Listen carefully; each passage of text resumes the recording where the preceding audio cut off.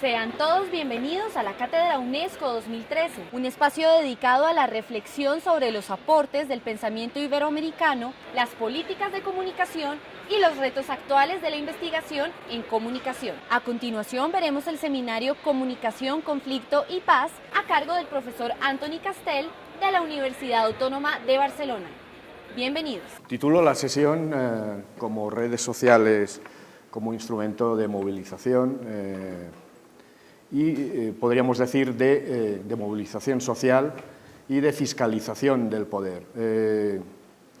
A partir de unas investigaciones desarrolladas desde el surgimiento de un movimiento espontáneo,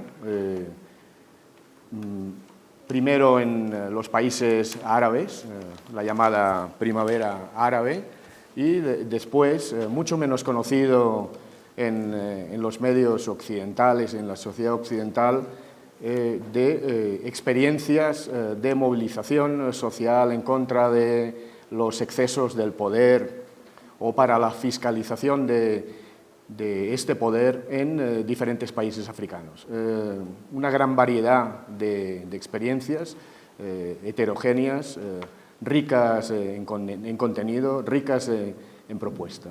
Entonces, comenzaríamos por el punto de partida, que serían las revoluciones árabes que de alguna forma asombraron al mundo, a todo el mundo, y que desembocaron en la caída de algunos regímenes, como el de Túnez o el de Egipto, el de Yemen, en el que estas protestas fueron canalizadas, fue un movimiento, repito, espontáneo desde la base, y consiguieron derrocar a dictaduras como la de Ben Ali en Túnez, posteriormente la de Hosni Mubarak en Egipto.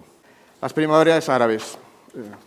Punto de partida, por tanto, de estas primaveras árabes y, repito, en las que tuvo un protagonismo destacado la utilización de las redes sociales, fue la muerte de un pobre en el sentido de pobre de dinero, un vendedor ambulante llamado Mohamed Bouazizi en Túnez, que fue acosado por la policía, que no le dejaba en paz, no le permitía continuar con su sustento de vida, que era su carrito, y vendía sus cosas. Entonces, el Bouazizi, acosado, diríamos, ante un problema que no podía,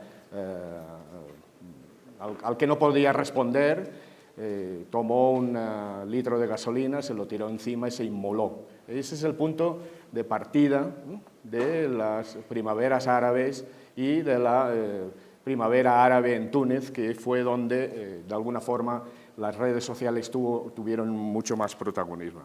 A partir de Túnez, en principios del 2011, las protestas se extienden con la utilización de forma diferente, no en todos los lugares, no hay un modelo que se pueda extrapolar, la utilización de las redes sociales como instrumento al servicio de esta aspiración de cambio, de acabar con unas dictaduras corruptas, la mayoría de ellas sustentadas por las capitales occidentales.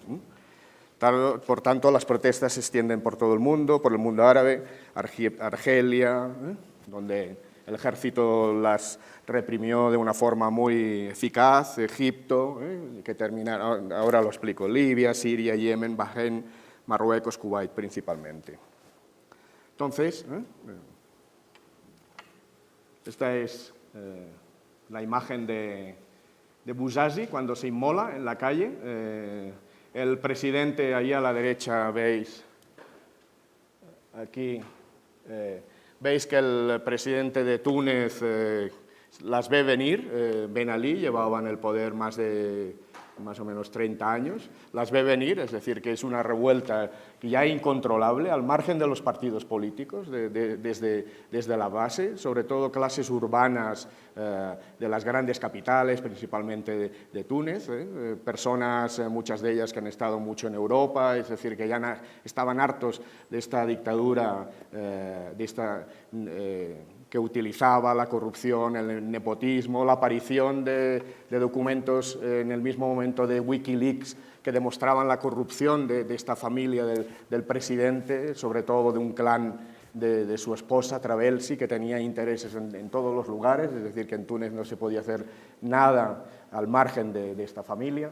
Y el presidente Ben Ali, como ve que aquello ya es ingobernable, al cabo de 2 o 3 días de la inmolación de Bouazizi va al hospital a verlo, intentando de alguna manera presentarse como una persona con sentimientos. Aquí tenemos Bouazizi, ¿no?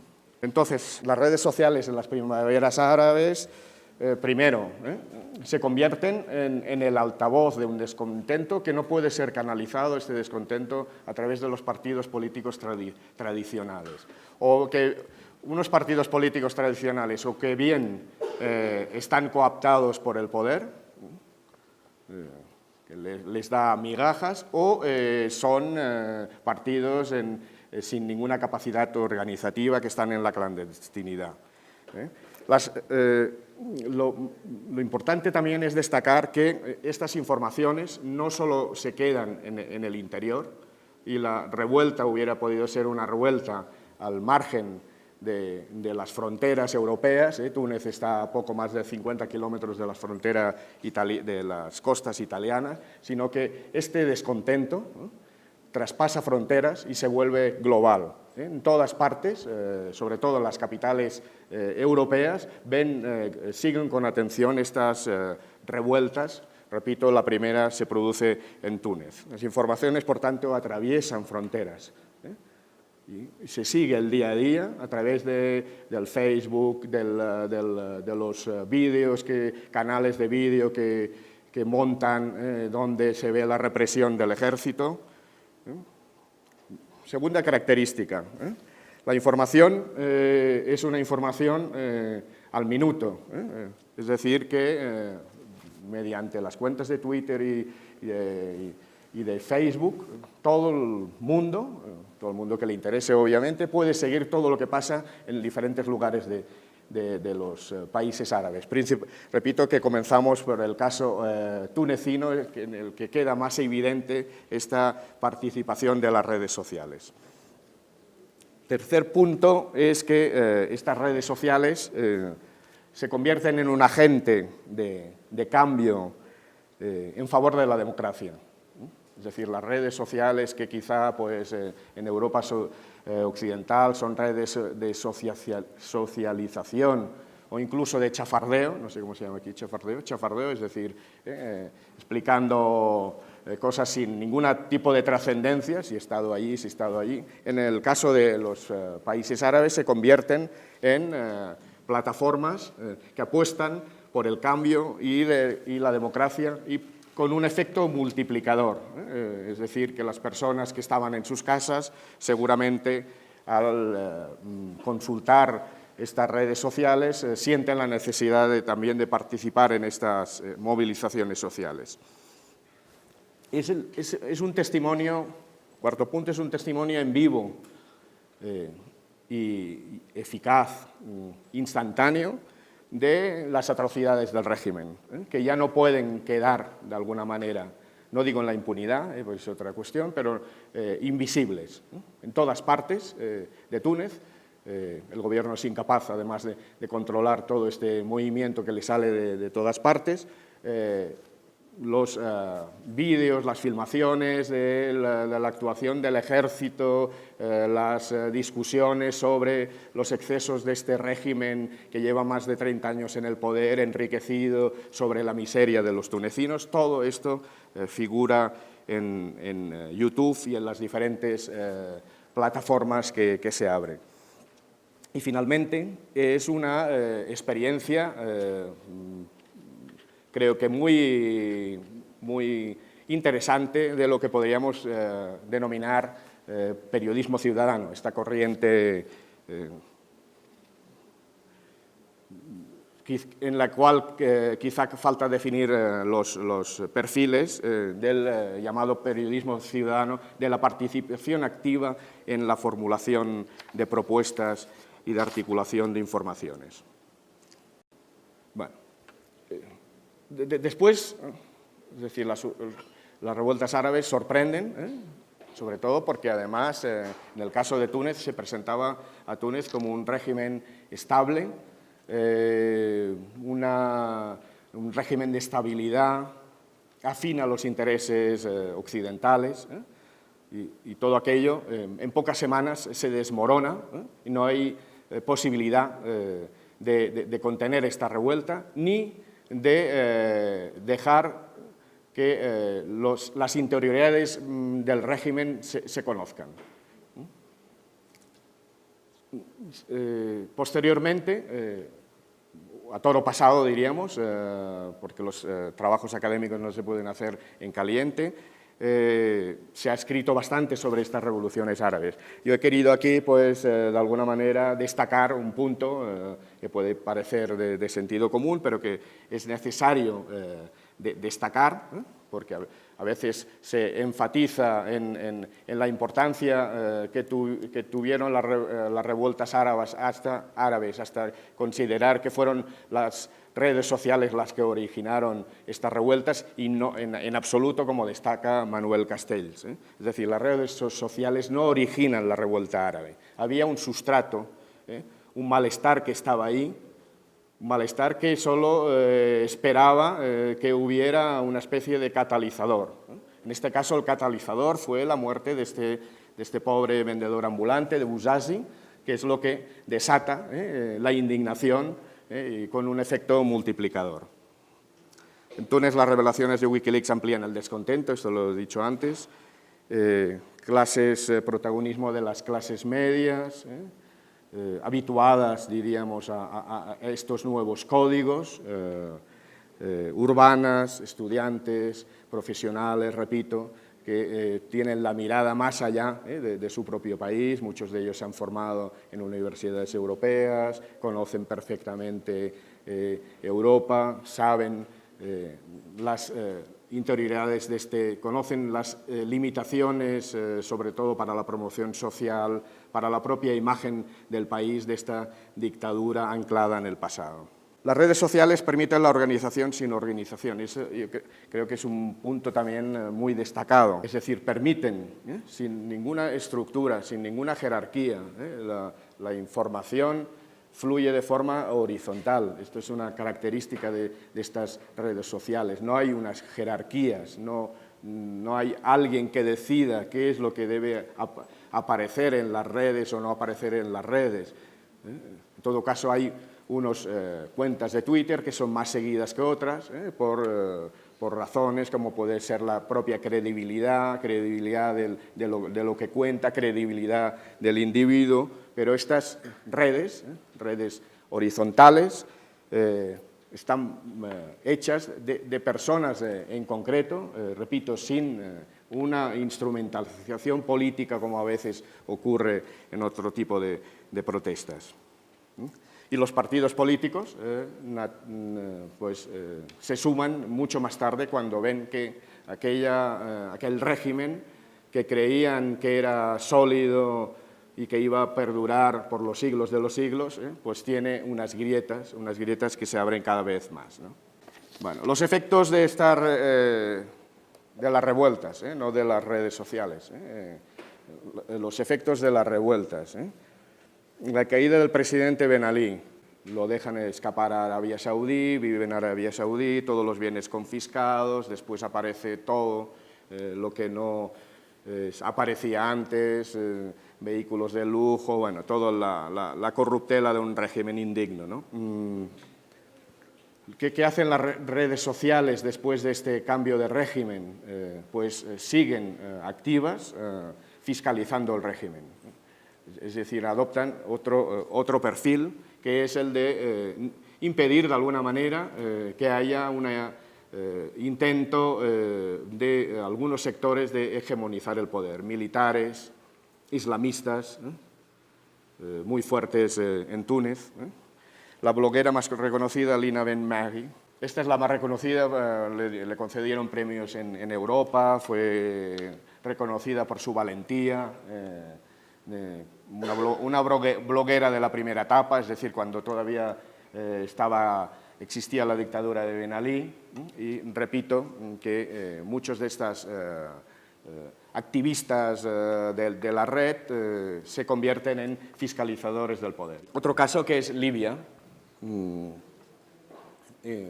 en que la revuelta, en la que se utilizan también las redes sociales, pero no de una forma tan masiva como en Túnez, no es una sociedad tan urbanizada como la tunecina, sometida a otra dictadura de otro tipo, pero al fin y al cabo una dictadura, la de Muammar Gaddafi.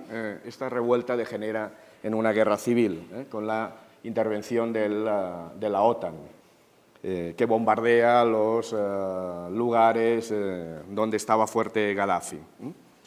En este caso, lo que hacen algunos activistas es denunciar las prácticas del régimen y de sus milicias. Es diferente del caso de Túnez, en que no había milicias, era un régimen que se derrumbó él solo. En el caso de Libia había afectos, diríamos, a Gaddafi, y resistieron, y muchas de estas milicias se dedicaban a torturar o a hacer desaparecer a personas consideradas de la oposición. Entonces, uno de los símbolos de esta resistencia libia fue un canal de YouTube considerado una referencia obligada. A veces lo único que hacían era colgar vídeos de la cadena global Al Jazeera, que cubrió de una forma bastante interesante las revoluciones árabes. En Egipto fue la caída del régimen de Hosni Mubarak, un puntal fundamental para los intereses de Estados Unidos en la región, un puntal también para el Estado de Israel. Recordaros que Egipto es el único país del mundo árabe que ha firmado un acuerdo de paz con Israel. Con la caída, con esta revuelta, yo supongo que os viene a la imagen las protestas de la plaza Al-Tahrir del Cairo, con primero la caída del régimen de Hosni Mubarak y después la caída del régimen que sale legitimada en las urnas, pero que aplica políticas de exclusión en favor de los hermanos musulmanes. En Yemen provocaron la dimisión del presidente al-Saleh, una sociedad bastante rural, obviamente las redes sociales tuvieron menos protagonismo. En Siria,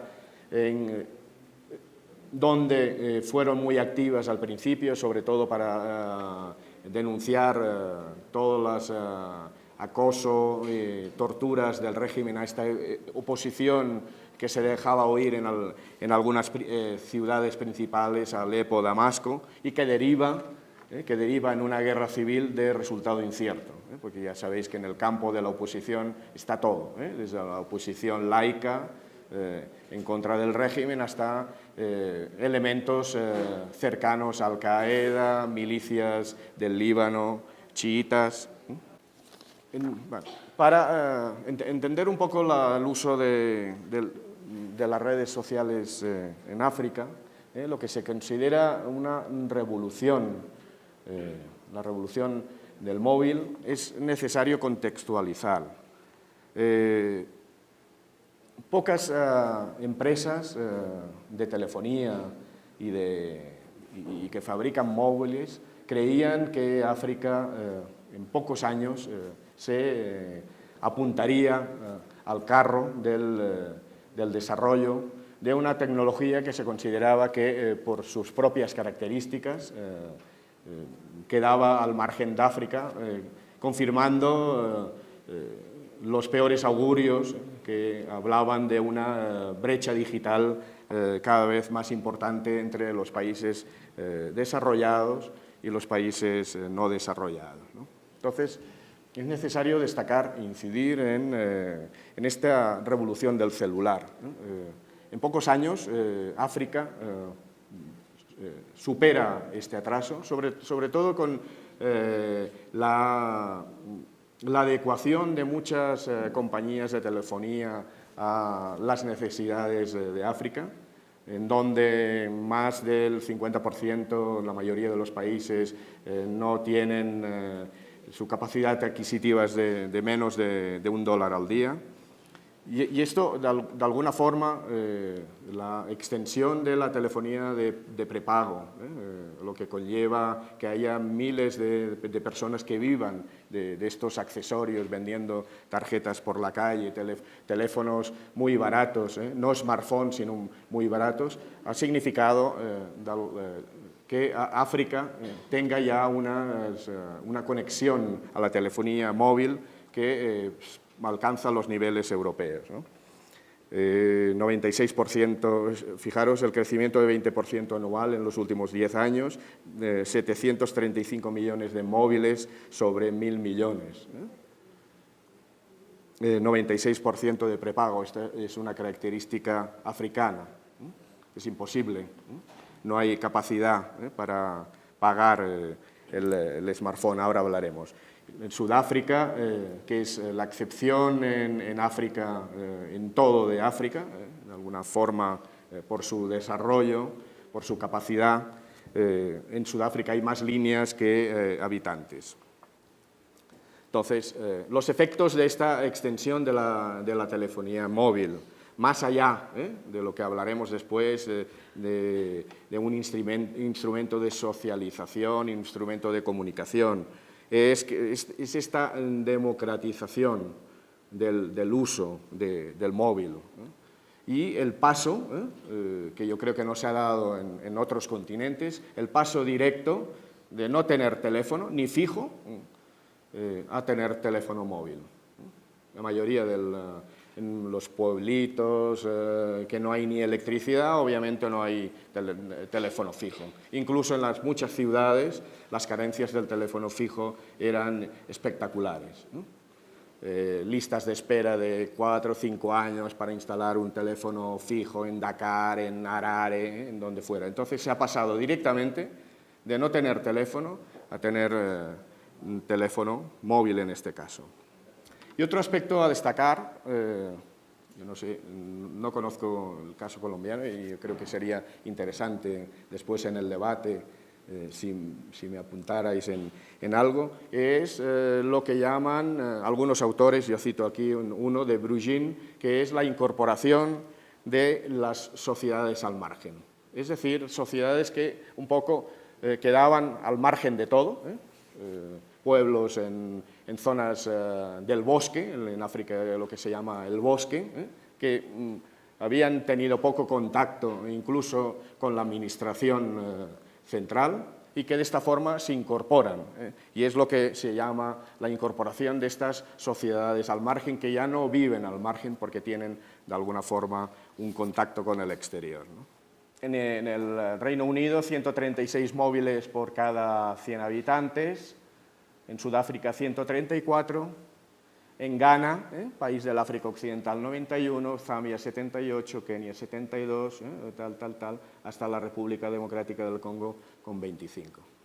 Pero 25 ya es mucho. Yo lo digo porque yo me he pateado el continente, es decir, es mucho. Los pueblos en África no tienen televisor, es decir, es otro escenario, que no se puede comparar con América Latina, ¿no? Aquí tenéis más o menos los móviles, sobre 500.000 de móviles, ahora son un poco más, estas estadísticas son de no sé qué año, pero son más, están en 700 millones más o menos, pero este cuadro es expresivo de lo que he dicho antes, porque de 500, en 2011, estos 500 millones, 485 millones son no smartphone, lo que hablábamos antes. Usos, ¿qué es lo que aporta lo que se llama la revolución del móvil en África?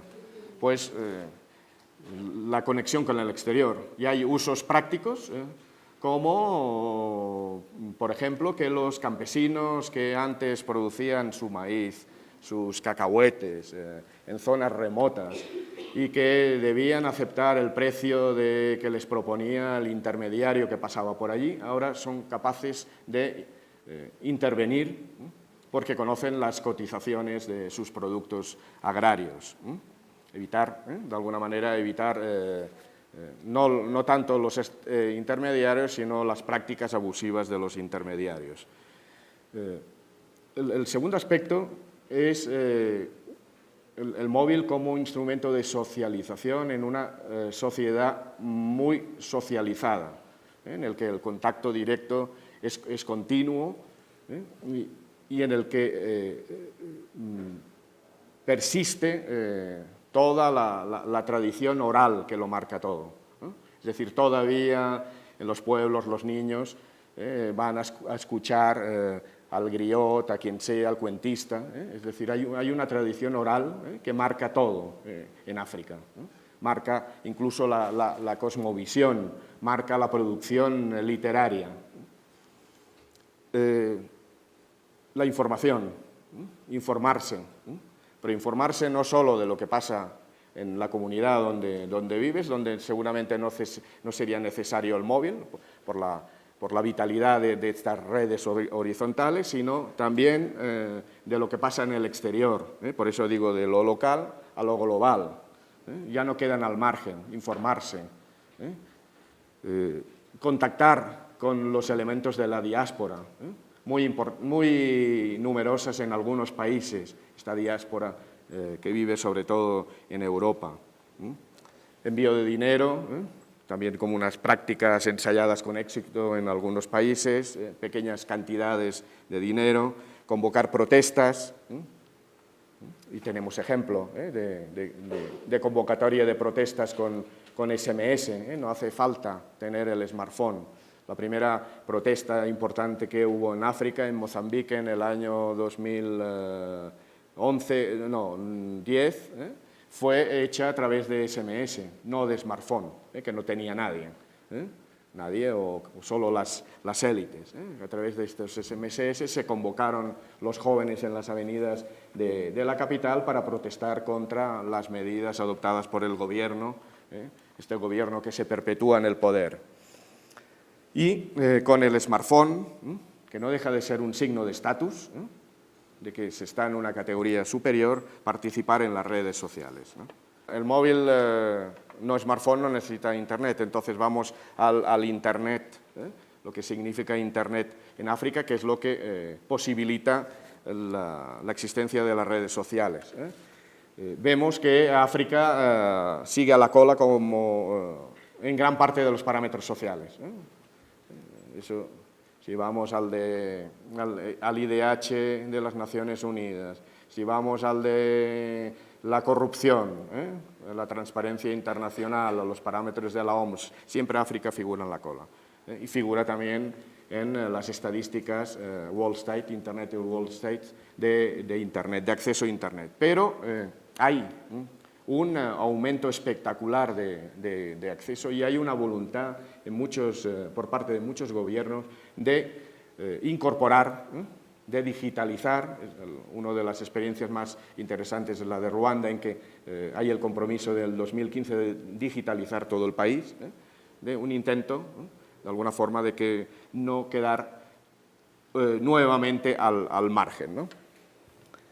Entonces, destacar que el acceso es caro para un africano medio, salarios medios de menos de $100 al mes y no creo que una cuenta cueste menos de $70 o $80.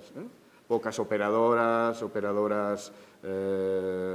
muchas de ellas que están conectadas vía satélite, es decir, con una conectividad muy mala, ¿no? Bueno, el móvil, el celular, el smartphone, un signo de estatus por el precio del propio aparato, por el precio del abono, ya lo hemos dicho, permite no solamente la socialización, de la que hablábamos antes, que eso se puede hacer con el teléfono no smartphone, comunicarse, informarse y, lo más importante, penetrar en el universo de las redes sociales. La penetración de Internet por países determinados. Vemos que Sudáfrica es el que tiene el acceso más alto, países árabes, Ghana, Kenia. Bueno, ¿qué nos permiten estas redes sociales que surgen por doquier, ¿no? Primero, fiscalizar a los dirigentes. Fiscalizar a los dirigentes poco amigos de ser fiscalizados, ¿no? Que controlan los medios de comunicación, ¿no? Eso es otro de los motivos por los que surge este movimiento espontáneo. Lo hemos visto en el caso de Túnez, medios de comunicación controlados por el poder, la necesidad de dar una información sobre lo que ocurre, sobre las miserias de esta dictadura. Fiscalización, por tanto, de estos dirigentes, dependiendo naturalmente de los lugares, ya hablaremos, ¿no? Instrumento de movilización, ¿no? de agitación contra los excesos de este poder con escasa legitimidad en la mayoría de los lugares. No es una casualidad que las redes sociales sean más activas en la fiscalización del poder y en la movilización, donde hay un control más estricto por parte del poder. Es decir, en Sudáfrica, que puede tener todos los problemas que queráis, pero que de alguna forma ha desmantelado un régimen indigno, denigrante, de segregación racial que estuvo hasta el 1994, lo que ha salido de allí es un régimen democrático, ¿no? Y entonces no hay necesidad de fiscalizar con las redes sociales este poder, porque los medios de comunicación más o menos informan de las corruptelas del poder o de los intentos de manipulación del poder. Instrumento de movilización, como he dicho antes, la contribución al empoderamiento social, con experiencias que después se vuelven universales. Y una de las experiencias más interesantes es la adaptación en Kenia de la llamada plataforma Ushahidi, que permitió hace 4 años determinar los lugares donde se producían matanzas después de la contienda electoral. Una plataforma que después ha sido copiada en todo el mundo. Es una especie de mapa donde la gente va avisando los lugares donde se producen los enfrentamientos, las persecuciones, adaptada incluso para las catástrofes naturales, en algunos lugares de América Latina, ¿no? El poder teme a las redes sociales, es decir, el poder no queda al margen, y entonces o bien se incorpora para contrarrestar, o bien, si es un poder hegemónico con una capacidad de control, pues elimina el acceso a las redes sociales, como es el caso de Eritrea, que en la práctica está prohibido. No hay un acceso abierto de las personas a Internet. Etiopía, otro caso bajo vigilancia, pero eso no ocurre en la mayoría de los países africanos, a pesar de que viven algunos de ellos bajo regímenes, repito, no legítimos. El poder teme a las redes sociales y las utiliza, como he dicho antes, y entonces o bien abren cuentas para explicar sus haceres, para confirmar esta etiqueta de país que no queda al margen de esta revolución digital, como es el caso de Ruanda, y uno de los primeros tuiteros de toda África es el presidente de Ruanda y de los más seguidos, o en algunos lugares sirve para las propias contiendas electorales para que los candidatos presenten sus programas electorales. Aquí tenemos Facebook en África. El primer lugar es Egipto, pero es otro mundo. Sudáfrica, si nos ceñimos al África subsahariana, Sudáfrica. Nigeria, allí en el África Occidental, Kenia, y en algunos lugares prácticamente poca actividad, ¿no? En Angola, donde el movimiento anticolonial llega al poder y se perpetúa en el poder y se corrompe hasta límites insospechados. Es decir, Angola es impresionante, la corrupción, sobre todo de la élite, multimillonaria por los réditos de las industrias extractivas, principalmente petróleo y diamantes. Una dictadura que se presenta como legítima porque ha celebrado elecciones y efectivamente las ha ganado, pero no ha habido una oposición porque la oposición la ha comprado. Ha comprado esta oposición, es decir, hay dinero suficiente para repartir para todos.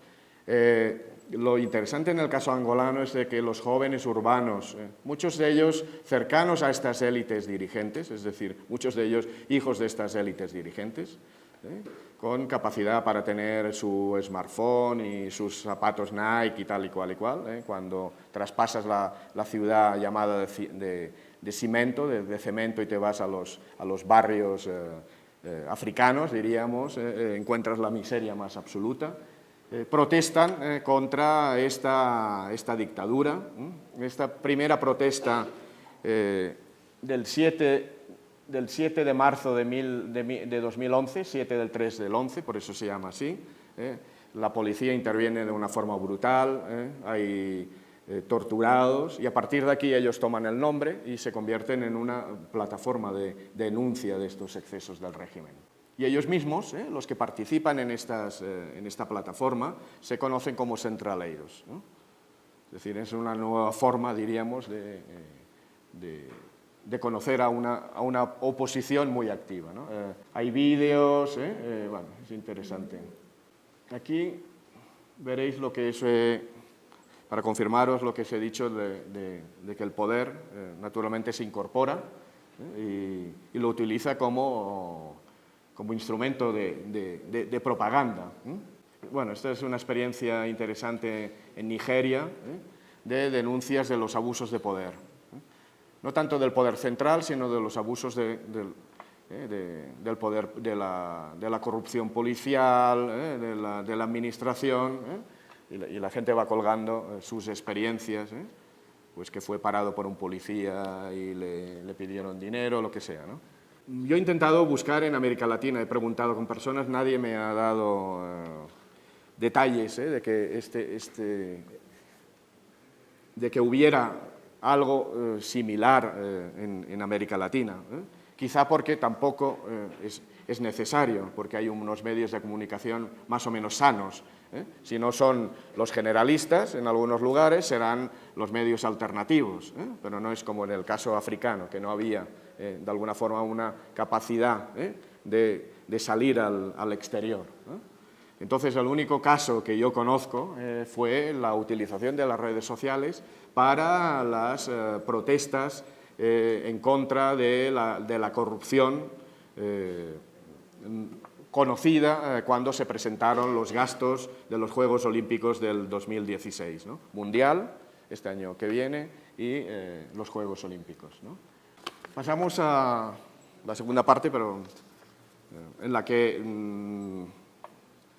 no me encuentro capacitado, diríamos, para hacer una crítica, al contrario, sino como seguidor de la actualidad colombiana, del conflicto desde hace tiempo, destacar, a veces uno no reconoce sus propios méritos, y yo creo que es necesario destacar la vitalidad de la sociedad civil colombiana, que se inventa continuamente, que es capaz de buscar alternativas, que se organiza en momentos difíciles, que es capaz de salir al exterior, que es capaz de presentar sus problemas.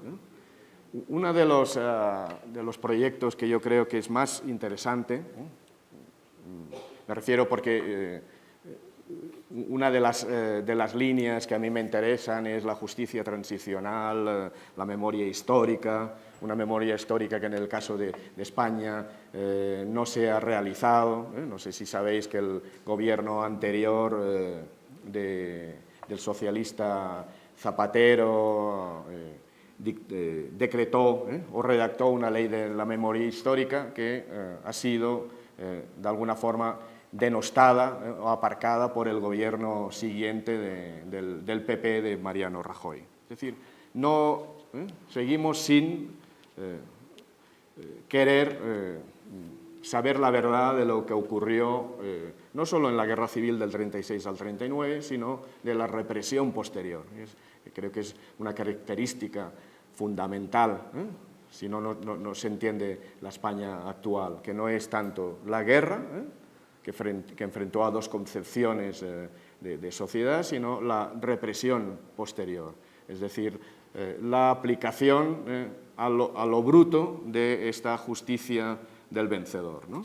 Con miles de ejecuciones. Bueno, en todo caso, lo pongo ahí precisamente para destacar los esfuerzos que se hacen aquí, para que en el mismo momento que todavía continúa el conflicto, es decir, no es que se haya acabado y, como decíamos el primer día, no se acabará con la firma, en todo caso la firma será una firma y nada más, la capacidad, de alguna forma, de mirar de una forma crítica sobre este pasado tan doloroso, ¿no? Entonces, yo siempre destaco, y lo presento a los alumnos, esta iniciativa de varias instituciones y de la revista Semana de Verdad Abierta. Yo sé que todos lo sabéis, pero quería de alguna manera nombrarla, porque es una referencia obligada, además, para todo aquel que quiera conocer el conflicto colombiano, ¿no? Entonces yo destaco aquí, contribuye a informar del conflicto sin límites de la lógica de los medios, eso es fundamental. Permite informar, no la información puntual, inmediata, tampoco de alguna manera aspira a ello, pero sí informar. Y los papeles que está sacando sobre las connivencias de las élites regionales con el paramilitarismo, las élites del aparato del Estado, que vosotros le llamáis establecimiento, ¿no? Son memorables.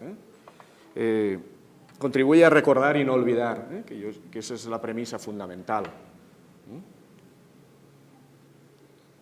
Sobre todo porque lo exige la salud mental de la sociedad, aparte de que sea una exigencia que yo creo que necesaria para las víctimas.